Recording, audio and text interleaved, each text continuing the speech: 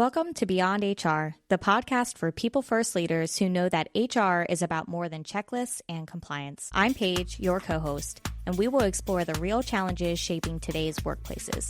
From burnout and belonging to strategy and storytelling, we're bringing you honest conversations, practical insights, and a fresh take on what it means to lead with heart in the world of work. Before we dive into our episode, here's a quick word from our launch sponsor. If you're feeling stretched thin, juggling big changes, emotional labor, and communication breakdowns, you're not alone. Hi everyone, I'm Dan Kaplan, founder of Bring Disc to Life, an online community for aspiring leaders and HR professionals. We give you the strategies, tools, and encouragement to communicate in ways that increase your influence while lowering your stress. Using DISC, the 5 behaviors, and mindfulness, you'll learn to stay grounded, read minds, and frame your message to influence others. We have live workshops every month, group coaching to unpack tough situations, and tons of easy-to-use scripts, strategies, and resources that you can apply right away without adding more to your plate. So come refuel with a community that gets you and wants to help you speak your truth in a way that's heard. Join us at confidentcommunicator.com and click on community. That's confidentcommunicator.com.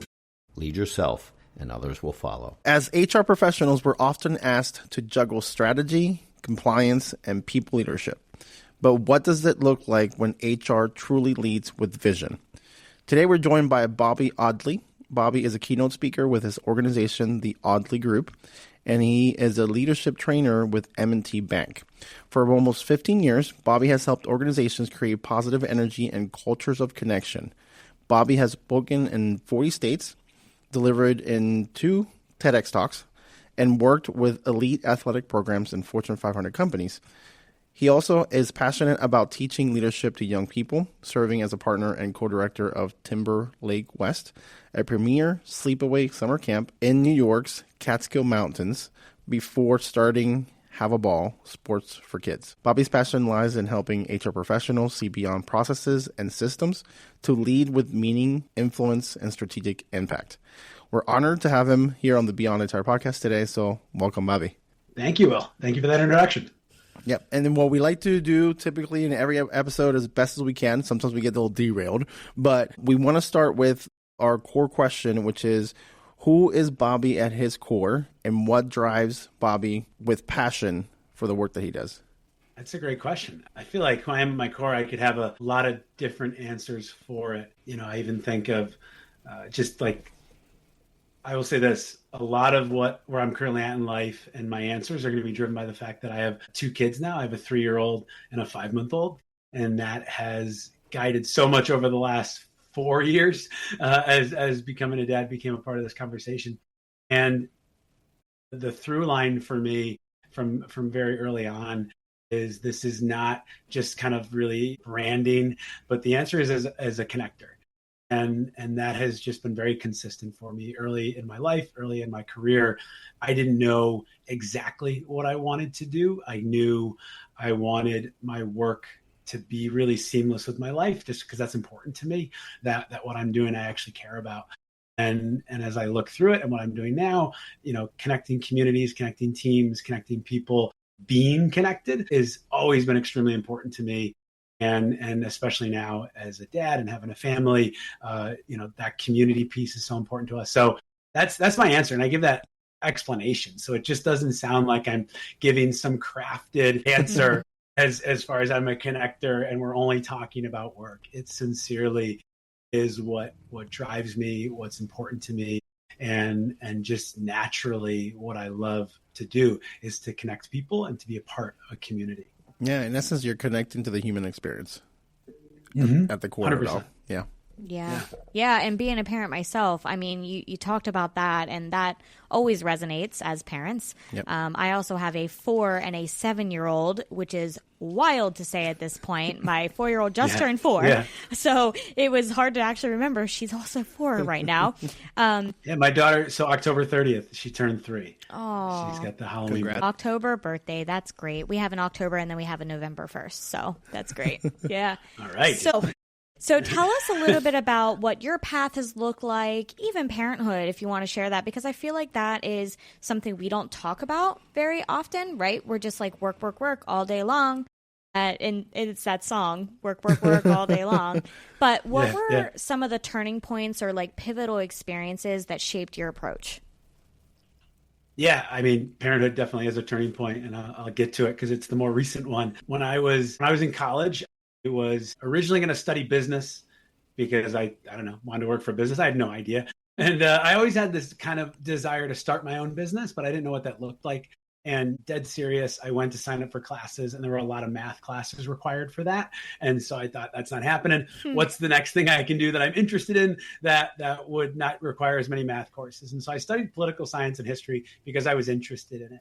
And not to go all the way back to college, but it's relevant for me because I really didn't know exactly what I wanted to do. I've always been interested in leadership development, personal development, the self-help section of the bookstore. So I think there's a lot of folks that look at what I'm doing now, people that I grew up with that'll say, well, we always knew you were going to do that. I didn't know I was going to be doing what I'm doing. Yeah. And too often we look at people's LinkedIn profile and we assume that their path was intentional when it's often not. We are just figuring this out as we go. So didn't know what I wanted to do. Went to a leadership retreat when I was a senior in college, and it was amazing. And it was led by a guy at the front of the room. And so I went up to him afterward and I asked him, I was like, is this your job? And he said, yes. And he was my first mentor into that world. When I graduated from college, I started a business running leadership trainings and retreats for college students. I was 22, 23. And you know, there is in the college market space for that. It wasn't, it was a little bit bold. And at the same time, there is space for that where recent college graduates are even running these departments at universities. And that was part of my story too, is I ran a free workshop at a local college because I was just reaching out to high schools, colleges, anywhere I could, offering free workshops, keynotes, whatever it might be. And one of the local colleges near me, I think, kind of saw through the veil. And they're like, well, you're doing this for free. What are you doing to make money? And I said, just a bunch of odd jobs. And so they hired me in a part-time role to run their student leadership department as well as their new student orientation. And I loved it. And it was complemented by running my business on the side. That job then got promoted to full-time after a couple of years. And that's not what I wanted to do. I did not want to, work through student life in higher education. I wanted to be a leadership speaker, a trainer. I didn't, at that time, I think I called myself a youth motivational speaker because I didn't know how else to categorize it. And so I ended up quitting that job. I was dating now my wife. She had a full-time job with benefits. I was under 26 on my parents' benefits, all of that I share because people will say, wow, how did you get the courage to quit your job? And it's like, I had a really good safety net. And so, quit my job, started, kind of went full into my business. And, it's taken on a lot of different forms in the process, so that was a turning point there in terms of quitting my job and just feeling the weight of that. Yes, I had safety nets and there was a sense of, I have to get this done. I have to do this thing I set out to do.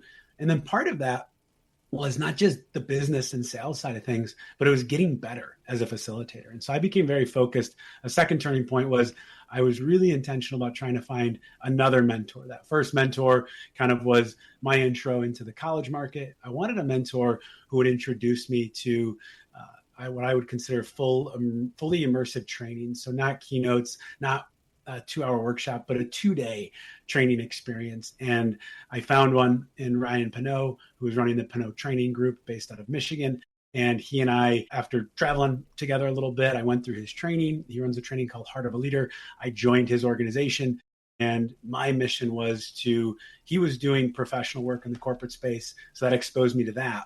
And then my mission was to take it to athletics just because I wanted to. So I started reaching out to Power 5 athletic conferences and sports teams, that were looking for this type of team development training. What I recognized was the training itself was phenomenal for personal leadership development. And when you're doing something like that for 2 days with a group of people, I was seeing a group of strangers that were just open enrollment coming from different organizations, walking away as a solid group and team and unit that would stay together for years to come. And I thought to myself, well, what if we did this with a team whose goal is to compete together this season? And so that worked, and it was awesome, and it was a lot of fun. And that led me to, I got married in 2017, and that also coincided with my busiest year as a speaker, trainer, coach. And the best way I can explain it is from August 1st until Thanksgiving of that year, I was home for 4 days. And that not only was not sustainable, I didn't want it to be sustainable. I definitely have colleagues, there's folks out there, you might have had them on your podcast, that are doing 150 dates a year on my side, on that side of the desk, and they love it. It wasn't for me. And so I was very challenged because I hit where I wanted to go as a business professional. I'd gotten a lot better as a trainer working with the Pinot Training Group. I was doing this work at that time. It was the college market plus sports plus professional. And I didn't see a path where I could slow down and become a dad and be a present husband. And so that's when I started exploring this world on the side of the desk I'm at now with M&T of potentially, is there a way I can do this within a larger organization where I still get to do the work? I'm not hustling as much from a sales perspective, and there's a little bit more, work-life balance. You go through all the entrepreneur podcasts and they'll tell you, there's no such thing as balance. And it's like, well, yeah, maybe in that world there's not, but there can be. And so that was the last turning point, was wanting to be a dad and get married and have that balance. And listen, I'll say it throughout the podcast. I have colleagues that are doing it, and I'm not saying they're bad parents because they're traveling that much. It just wasn't for me. That's it. And so then, just recently I was lucky enough, M&T Bank had been a client of mine where I would go in and offer workshops. And I did 50 cups of coffee programming with them. They really did a great job of making it work within their bank culture, and still do. And so I joined a team that I was very familiar with, and am doing work that I'm really passionate about, and still getting to do keynotes and working with sports teams that isn't a conflict of interest. So that's a long answer, but those are kind of the three major turning points for me: are starting the business, finding a mentor in the Pinot Training Group, and then right up until today, having kids is wanting to have kids and having kids is what led me to what I'm doing now. That's awesome. How would you kind of define visionary HR leadership? When I think of the idea of visionary, it's kind of looking forward. And for me, the organizations that I think from an HR perspective are looking forward and seeing what is the role that we play within an organization, what best value can we create. I think it's looking at our employees genuinely as our human resources. That's the idea. Too often, and I'm guilty of this before I really got involved in HR, of seeing HR as kind of the required things to get done, the HR required trainings that you have to take every year. People outside of large organizations think of it as like talent recruitment and maybe firing individuals. And that'll get taken care of. That's done, right? Can we be visionary in doing that better? Absolutely. And when we think of visionary kind of HR, it's organizations that are saying, how can we intentionally develop these individuals in ways that might not essentially align with exactly what we do? Where I'm at now at M&T Bank, it's prior to this job, I can't remember the last time I was in a bank. Like, I'm not a banker. I don't have finance background. I come at it from a place of, I seek to develop individuals so that they can thrive in the role that they have, specifically with leadership development. I often say I work with a lot of people that are promoted because they're great at what they do. Mm-hmm. And now all of a sudden you're tasked with being a manager, and you might not have those skills inherently. Mm-hmm. And I don't believe there's any 10 skills. If you just implement these, all of a sudden you'll be a great manager.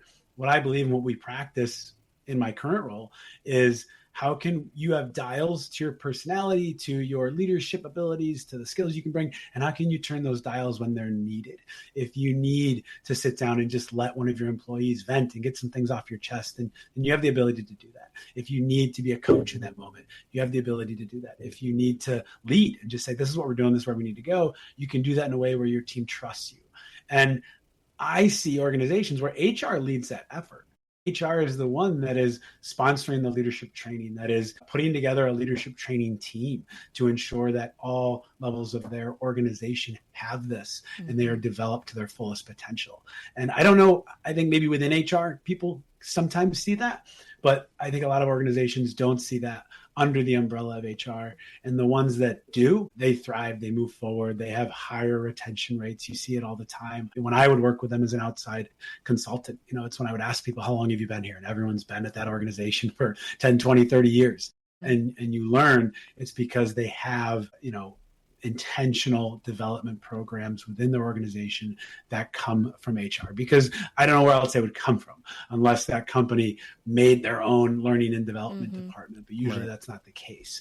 But everyone has an HR department, and how can we utilize that department to develop people fully?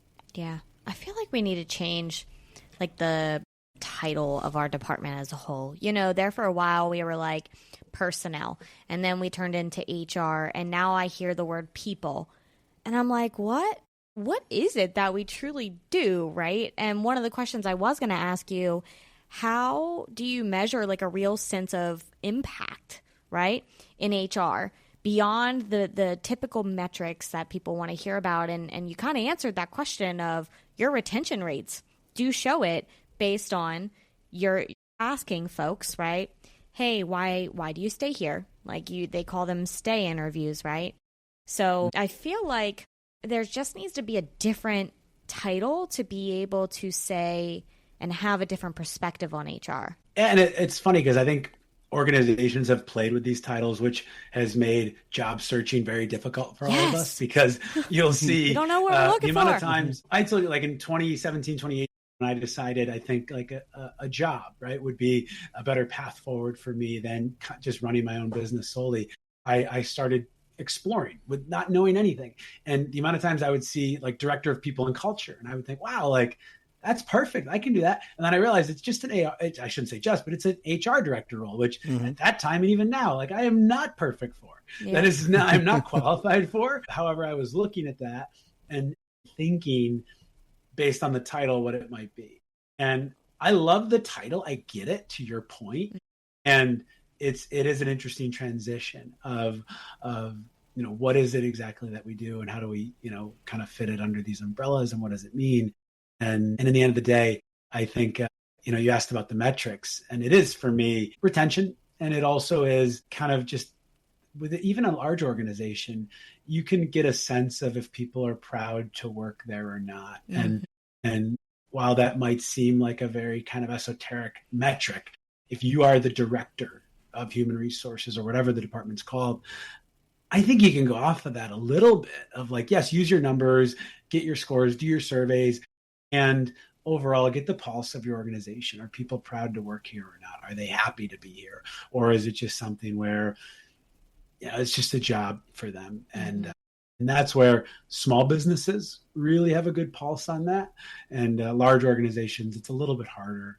And I also think it can be done. We just, have to kind of know how to look for it. Yeah. I think for me too, like I would even challenge a little bit the retention metric too, especially in today's climate of, instability and insecurity, because even a lot of times, like when you ask people, why are you here? Why are you still working here? You've been here for 15 years. Oh my God.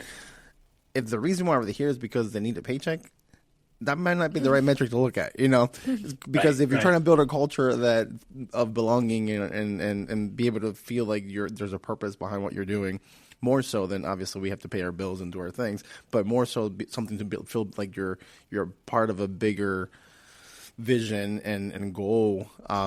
Even sometimes just looking strictly at retention and turnover may not necessarily be 100% on point. It might be a little skewed. No, absolutely. Yeah. I think, and there's even, you can even ask some of those questions in some of your surveys. I know organizations that do that. I know M&T Bank does that, where I don't know if it's quarterly or what the kind of cadence is, but they'll send out surveys simply saying, do you feel your opinion is valued on your team? Do you feel you belong at this organization? Do you feel that your manager supports you in your professional development growth? Which, to Will's point, could also mean you leave the organization if that's what your professional development growth calls for. Just leaving might not inherently mean you'd answer no to those questions. And I still believe we couple it with kind of just getting a general feeling sense of the place, because there is a questionable, how not honest are people with those answers, but how many of them just kind of click through and let it go. I think people are fairly honest, but I don't think that if we get back all great scores, we can just rest on our laurels and say, well, look at that, we got great scores. Yeah. And how would you embed a deeper purpose in the everyday practices of the HR department of the organization and the decisions that are made to help drive that greater purpose, get our sense of belonging for employees and even for the HR person conducting them? Yeah, it kind of sounds like a culture change in a sense. Some organizations even might resist that too. So how would you kind of approach that as a whole? It comes from leading by example. You can come up with a new mission vision statement. You can come up with here's our values, and it shows up on your computer background screen, or it's on your, the wall next to you. And that mission statement, those values either get defended or they get an eye roll. And I use those two terms very intentionally because that's what I see. When I work with an organization as a consultant, when I come in, I will often point at their values or bring them up. And I'll say, what do those mean to you? And you can either feel an eye roll or a silence, or people get defensive of like, why are you even asking us that? Of course, we have a plastic. That's what it means. That's right. Yeah. Explain this to you. Exactly. I find the difference comes from, are the leaders at the top living these values or not? Time and time again. I really haven't seen it any different, because if the folks, I have seen the opposite, where I come in, I do one of those 2-day trainings I was talking about, and afterward, like towards the end of it, there's almost a sense of disappointment. And when I kind of call that out, they'll say, I really wish our leader was in here. I really wish our manager was in here. I wish our CEO was in here, because here we are doing this great work, and I just don't know if they're going to live it. Mm-hmm. And part of why I joined M&T Bank is our chief learning officer, Rob Phillips. I told you enough about, for me, I was seeking a place where I could do the work I'm passionate about and I love, and really get to continue what I've been doing. And this shift was very much related to work-life balance and my kids and my family.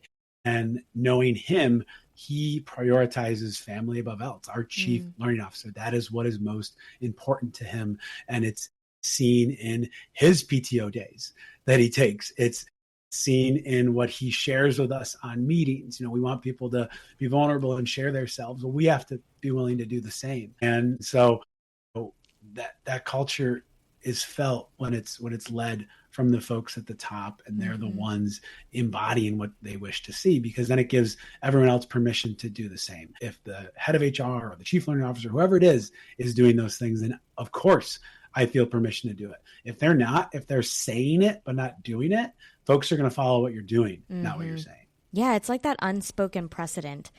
I always go back to that. Years ago, I had someone who I saw was working crazy hours, really never took the PTO. And I thought, early on in my career, I'm like, is that normal? Am I supposed to do that? Oh, well, I guess I am. Let's go. And then guess what? I started to burn out, and I was so tired. And I said, I can't do this anymore. Time to move on. So it was kind of like, those are the types of things that go on in the back of your mind. So how have you kind of managed phases of burnout or doubt in particular? Two different questions, and I will answer them both. Phases of burnout. I haven't managed it well over the years, and I have gotten much better. So when I was running my own business, it really is difficult to say no. People always think, well, if you are working too much, you run your own business, just slow down. And what I would say is, especially as a speaker trainer, you in January, February, March, when you're building your calendar, let's say I build 25 dates and feel good about that. Well, then a longtime client reaches out for a 26th date. And of course, I want to keep that relationship alive, and I enjoy working with them. So I'll say yes to it. And then a new client that I've really been trying to reach reaches out for a 27th date. And I don't want to miss that opportunity. Mm-hmm. Like, people don't like to hear no. So if you say no, like, even if it's unconscious, they're often not coming back. 15 years of working, with many different small businesses, I find that to be true. So when I was running my own business, how did I deal with burnout? Not well. Every year when I tried to slow down, it just continued to pick up. and you really just had to kind of will yourself to keep hitting the road and keep kind of getting these things done, which was difficult because I love what I do. And I felt really passionate about each group that I was working with. And so it was never like I was kind of, not wanting to be where I was. You just get tired. Mm-hmm. And I think that's true for a lot of people too. And so for me, COVID, as it was, listen, overall, for small businesses, for mine, I went from 35 dates to none in like 2 hours. I think it was like February 24th or whatever it was. That was horrible. Mm-hmm. And then it didn't come back. Like COVID was very difficult. And I'm not trying to glaze over it and say, well, it was a positive because of what I'm about to say. It was very difficult. It was a very scary time for many people. And coming out of it, it did allow me to pause and to pivot and to reposition and to start from scratch. And in starting from scratch, I have prioritized a work that doesn't burn me out. Seeking this role, I was very intentional. I had a lot of interviews, them doing their interviews for my part, but also me, just asking for the travel schedule, talking to members on the team. I'm very committed to, I don't want to work with a-holes, for lack of a better term. Like I want to work with nice people. And so I always ask, can I talk to who I'm going to be working with? And that is very much a part of my decision-making process. And so that, I think, is the only thing I can think of when it says managing burnout, is front loading it to say, when I'm saying yes to something, I don't want that to be something that burns me out down the road. Because when it comes, I got to do the job. Like, we can't, whether it's your job or your business, once it's on your calendar, I don't know how you manage that burnout. And so it comes from managing the calendar. And then self-doubt, I have tremendous imposter syndrome when I'm in most rooms. And when like I said, I started a motivational, I say it with a little bit of a tone like that because I don't consider myself a motivational speaker, but like I started that when I was 22. And at that time, I remember at that time thinking like, this is crazy. Like, who's going to hire me? And then people did. And so you just kind of go with it. And I think I did a good job. If I look back at, I have videos from those days. Nobody else can see them but me. But like I did okay. You should share them out, reminisce, Yeah, that's right. And so, I think I just always have been a believer in we all have that self-doubt. And I think I do believe that those that accomplish great things simply don't listen to it. I don't know how many people are actually genuinely believing they belong where they are. I haven't really encountered many of them, even at the highest levels. And that's been consistent. So even when I started working with sports teams, I had an ability to be a fly on the wall for the Baltimore Ravens rookie camp. And I thought I wasn't even doing anything. The player development director, who had become a mentor, invited me to just see what they do and to learn. And even that, I felt like, why I don't belong in this room. And I get there and I see a bunch of rookie players who feel like they don't belong in the room. And then from there, I actually did have a chance to work with a team representing Team USA. It was synchronized figure skating. I didn't even know that was a thing. Yeah. Talk about like self-doubt going into that room. And I'm looking at their jackets and the room and everything, thinking I don't belong there. And then one of them finally spoke up about that during our day-long training. They said, one of the things I'm really dealing with is like, I just look at the talent in this room and where these athletes are from and what they've done. And she's like, I don't think I belong here. And so I hesitated on if I should acknowledge this or not, but I did. I was like, listen, I don't belong here. Like I'm the guy leading the training. And so I think, even coming into this role that I'm in now, I certainly am aware that I bring a lot of experience training and being in the front of the room, and I don't come with any stage fright. And when we talk about, emotional intelligence, I've done it for over 10 years. And my team is filled with folks that have worked in banking for many years, many of them at M&T Bank for many years, many of them, some of them in this exact role for 2 decades. Wow. And so I come in and think, like, why am I at the front of the room right now and you're in the back observing me? We should flip it because you've been doing this for 2 decades. And So I don't know. My answer is simply sharing examples, but Yeah, no, I don't that's have like a perfect. magic pill other than recognizing that all of us have that. And so the only ones that push past it are the ones that push past it. Yeah. What would you say is the first step that you took or someone could take towards that change and pushing past that overall essence? There was a book, I wish I could quote it, called Feel the Fear and Do It Anyway. I'm quite confident that's the title. I forget who the author is. And it's, 120 page, 130 page book. And you get the concept just by me telling you the title. Yeah. They tell stories in it, and that's it. It was based in psychology, saying, the first step is taking the first step. I've done, a lot of different activities in workshops such as board breaking, where you're breaking, a wooden board, or I've worked on ropes courses where there's a leap of faith activity where you're jumping off of a pole, and then, you're harnessed in, but there's still a fear there. And why those activities are effective is because it mirrors life.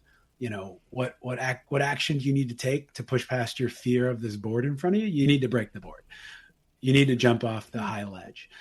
In work, what action do you need to take to get over your fear of wanting a promotion? Is you need to ask for a promotion. That doesn't mean you're going to get it, but you need to ask for it. Mm-hmm. My wife just she's a mental health therapist, and she is leaving her private practice that she works for at the end of the year, and she's going to start her own firm. Mm-hmm. And she came up with a fee structure that she felt really comfortable with, and it mirrors colleagues that she knows. She was intentional about how she put it together. And then the first email she gets from a potential client saying, "What's your fee?" She looks at me and she goes, "Is this too much? I don't know. I'm not comfortable with it." And I said, "I've been there. Like, once it comes to asking for it, we're so afraid of rejection, or we're afraid that we're being too bombastic or arrogant or confident." And I said, if you feel good about it, like you've done the research, this doesn't come out of nowhere, ask for it. And she did, and she got it.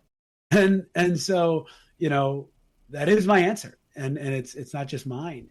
I've tried to find a better answer, because it's literally the work that I'm in, and people want an easier way to do it. But the truth is, you just put yourself out there. You just step up. You just try the thing. And you might fail, and it might not work. But if you're in a healthy environment that wants to see you thrive, you'll get a second chance. You'll get feedback. You'll get opportunities for growth because you tried it. Yeah. Before we wrap up, we want to give a special thank you to two of our sponsors. First, we'd like to once again thank our launch sponsor, the Bring Disc to Life community at confidentcommunicator.com, for their generous support. We also want to thank one of our founding supporter sponsors, Chain Solutions. They have believed in the Beyond HR podcast since day one, and we are proud to have them alongside us. Chain Solutions has been a trusted name and background screening for just over 20 years. They are accredited, use secure mobile-first technology, and offer incredible responsive support with an average response time of just 18 minutes. If you're in need of a background screening partner who gets it right, fast and secure, Chain Solutions is one to know. And just for our listeners, they are waiving their usual $250 setup fee. Just mention you heard about them on the Beyond HR podcast. Thanks again to Chain Solutions for being a part of our journey. If someone, even like an HR professional or a leader, maybe feels stuck or undervalued in what they're doing, what would you suggest to them as another first step towards that change? I know you were talking about taking that leap of faith, essentially, but what would you say? Have you ever felt that? Have you ever seen anybody like that, especially HR? Of course. Yeah, of course. I think, feeling stuck is maybe one of the most common reasons that folks will seek out, career coaching or life coaching or leadership coaching, even leadership coaching. People reach out thinking, I need, skills to be a better manager. And I think that's often true. But I also think sometimes they reach out, it's not at the beginning of their managerial career. It's maybe halfway through when they feel stuck with what's my next step? Where am I going after this? And so that's a very common thing folks hear. And, I think number one, seeking help is the number one thing to do when you're feeling stuck, whether that's reaching out to a coach, life coach, leadership coach, executive coach. There's a lot of different kind of folks in the field and out there that's their literal, what they've spent their life doing is helping people feel unstuck. And number two is, letting people on your team know, having a trusted, maybe it's your manager. If you're lucky enough that you have that relationship with your manager and they simply want to see you succeed, there's a lot of managers out there like that would literally help you get your next job, even if it's off their team or outside of the company, because they're great at that. That's what they do. I'm not naive enough to think they're all like that. If you're listening to this thinking, where the heck does this guy live? And so like, I know there's managers that wouldn't do that. And so then the next step would be seeking a colleague or a friend outside of your organization. And that's what I've done. So I've done both the things I've suggested. I have twice worked with coaches at times where I felt stuck. When I first quit my job, I felt stuck in terms of building my business, not because I didn't know how to sell, but because there's so many directions I could have gone. And I didn't know which direction to take. Too often we think entrepreneurs have this flash in the pan moment of this is what I'm supposed to do and who I'm supposed to serve. I didn't have that. I knew what I wanted to do, but I didn't know any step after that. And so I sought out a coach to help me through that, and they were incredibly valuable. And then most recently, when I decided that I was interested in seeking a job where I got to do this work, I sought out a friend who's in a completely different industry and line of work, but he's worked in corporate America his entire life. That's all he knows. He was laughing at the things that I would ask him about, like, what does PTO stand for? I told him I now have to book travel through Concur. And he's like, well, everybody does. And I'm like, I've never heard of this thing.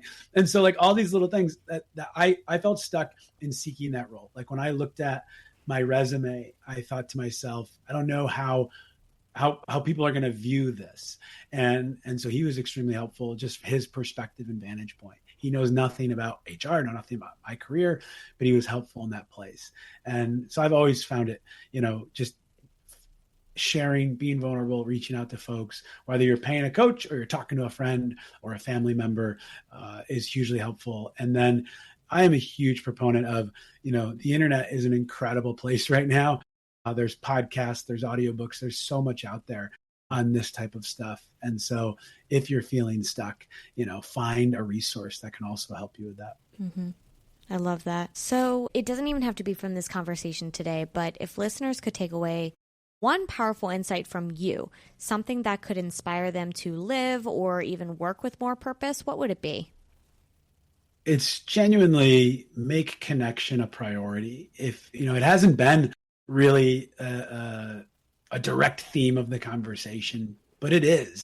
If you think of, my answer of either finding a coach or a friend, or stop putting people on a pedestal and understand that your boss, the athletes you watch on the Sunday football, all have imposter syndrome and aren't sure where they're going, or some of them feel stuck. And I genuinely have met with professional athletes who say they don't really love their sport, but I guess they'll say like, I'm good enough at it where I get paid a lot. It's like they're in a job no different than we are. And some of us in jobs that we just hate, it's hard for us to think that. You're telling me this person who gets paid millions of dollars to play a sport doesn't like it. And I'm telling you, it's true for a lot of them. And so my theme really is make connection a priority, reach out to people, grab coffee, go for a walk, get a dinner, and have a conversation that isn't just focused on work and growth and climbing the ladder. It's sincerely getting to know people on a personal, honest level, because then when you have those work conversations, they're meaningful and they matter.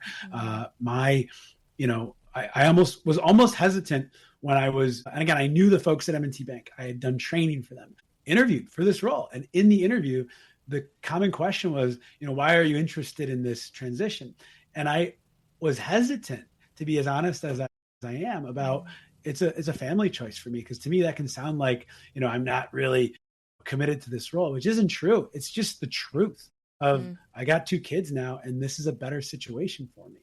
And mentors of mine were like, of course you be honest about that. And even now being on the team, I tell everybody, anytime I have a one-on-one meeting and we talk about this transition of my life, it is so focused on family. And that doesn't mean I'm not committed to the role and doing a great job and doing everything I can and picking up extra dates on the road when it's required by our team. Of course we do that.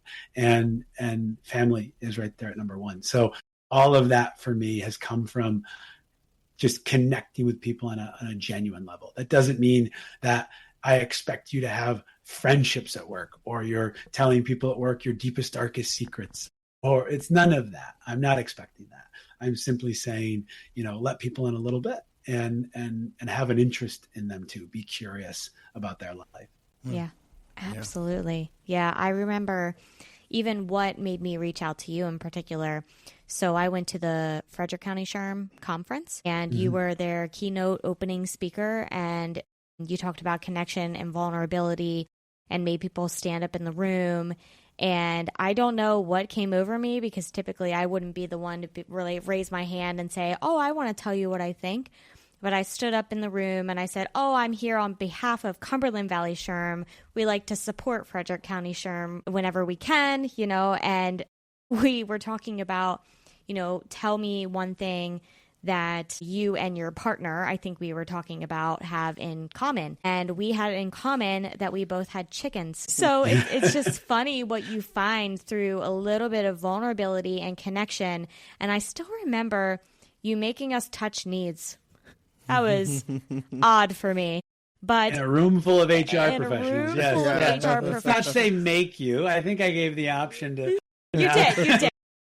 But it was kind of like that, we better do this. We're going to be rule followers. Yeah. Right? Yeah. So that's HR folks. But I'm telling you, it was a powerful moment, and I learned more about that person. Can I remember their name? No, but I remember a lot about them. And just taking that time to connect with folks, I think, can really make the difference, like you said.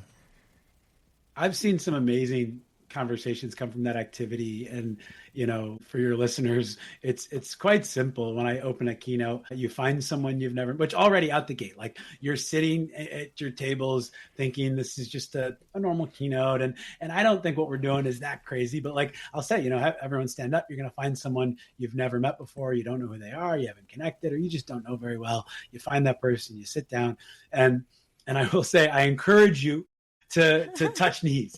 And yeah, I'm sure there's a little social pressure to actually do it. I do believe I usually will make the joke of, I know this is HR, and some people make it for me. But, I encourage you to touch knees if you're able, if you're open to it. And because there is something to physical touch. And there's been the most popular study was done in the NBA of teams that are fist bumping, high-fiving, slapping each other on the back, have a deeper connection, stronger team, more trust. And there is science behind that. That doesn't mean I'm saying you should be hugging all of your colleagues. It's simply saying there is something to physical touch when it comes to connection. And so usually whether you're touching toes, something, just be close to each other. And then you share your life story. You get, Paige would have 3 minutes to share your life story, and Will just listens, doesn't interrupt. And, and then you switch. And I do remember now, I didn't put those dots together before the podcast, but now when you're talking about the chickens, I do remember you sharing that. Because those are my favorite connections. When I often say, when you have 3 minutes to share your story without being interrupted, what often happens is you tell your whole, story as you think it is. And then you're like, I got nothing. And Will stares back at you, just smiling. And then you're like, I got chickens. Like, I don't know, or like the thing that you think is maybe irrelevant. And that is time and time again what people connect on is that they've got dogs, they've got chickens, that they love the beach, that they have, whatever it might be. Those are the things that we then see ourselves in the other person, that we then see, them beyond their role and beyond their LinkedIn profile. And that's the only goal for me. I always say, because I don't necessarily think you need to be friends. I'm not that kind of team building guy. It's not about that. It's seeing people beyond their role, their title, their LinkedIn profile, whatever it might be. And those little things really, really do go a long way. And it's what we remember. I worked with a group one time where there was two folks that shared an office together. Like they were kind of literally in the same cubicle or area or whatever it might be. And they ended up doing this because they were like, I really don't know you. And they found out that they went to the same high school together growing up. And they never knew that. They never had that little bit of a conversation. And anytime I tell that story, the room will be like, oh, and it's like, come on, how many of you could see yourself in the same boat? There's someone on your team that you actually, you have no idea where they went to school or what they did. And so it's just acknowledging that we have to be intentional to learn those things, because it's not just going to happen organically most of the time. So true. So true. Where can listeners connect with you? LinkedIn's a great place. I know I've kind of said the LinkedIn profile a lot here, but There we go. it's a great place. If you look at my career path, don't assume it's all been intentional. And Hey, that sounds like, by the way, that sounds like name. a title. That sounds like a title for a book. If you look at my career path, It might be. That's a good. Oh. But yeah, so I'm sorry, I spoke halfway. And then my website is bobbyaudley.com. And if you do happen to find me on Instagram, I also run sports classes for kids. So That's so cool. What I call confidently walking to 5 years old. So if you find me on Instagram and you're like, this looks like the same guy, but this is not the same work, my Instagram is pretty much just the sports classes for kids called Have a Ball. It's kind of the same type of work, though, if you think about it. I mean, You're developing people. And not only that, in terms of engaging a crowd and getting a group of, so the classes I run, the kids, it's parent and kid classes, and they are, you can bring your whole under 5 family. So if you have 3 kids, 5, 3, and 1, bring them all. And so then I do a warm up and some stretches, and then we'll do like a skill building activity. And you got to get the group, right? You got to bring them in. Yeah. Oh, yeah. You got to get them around the circle. Yep. You got to get them stretching, repeating after you. And so it is funny. I just yesterday was in New Jersey with M&T Bank doing a full day training with small business, like middle managers and small businesses that are emerging leaders. And tomorrow I'll be doing a sports class. And it does feel very similar. Yes. Yeah, it's just miniature people. Yes, miniature. That's right. people. Right. Very cool. And then do you have any current projects and initiatives that you're currently working on that you'd like to share with the listeners? Honestly, I just started working with M&T Bank in July, and we sit under HR, which I think, again, is a big, informs my kind of view of where this field can go and how they should operate, because I think what we're doing is awesome. And 2 projects that I'm a part of in this role. We have our Next Up Leadership Development Program, which is the one I just spoke about, where we have emerging business leaders that are business banking clients of M&T Bank, and they can come through this program. And we have some internal M&T folks that are part of it too. And like I said, it's that idea of you're promoted because you're great at what you do. Some of them are literally, one guy's an electrician, and now he manages a team of 6 people, and he's like, oh, what am I supposed to do here? And so, they're getting that training in how to be leaders. And then we have a program called Executive Leadership Development, which is the CEOs and owners of those companies doing the same thing. And so those are 2 projects that, maybe not as relevant if you're an M&T Bank client. I guess reach out to your relationship manager and see if that's something you can be a part of. But that's really what I'm focused on now. And like I said, still doing the SHRM keynote here and there if I'm able, and then focused on that. Very cool. Very cool. Awesome. Well, thanks so much for your time today. We really appreciate it. I know somebody is going to take something out of this. We talked about a lot of really great things. Even if they just even if they gain just hey, touch knees together and connect with a person. Time and again, that's what people remember, even after a full keynote or a full day, which I'm totally fine with. But yes, that is a great activity, and kind of spurred the 50 Cups of Coffee Challenge, the whole 9 yards. But thank you, Paige and Will, for having me on. This was a lot of fun, and I really appreciate you reaching out. Yeah. Take care, man. Thank you much.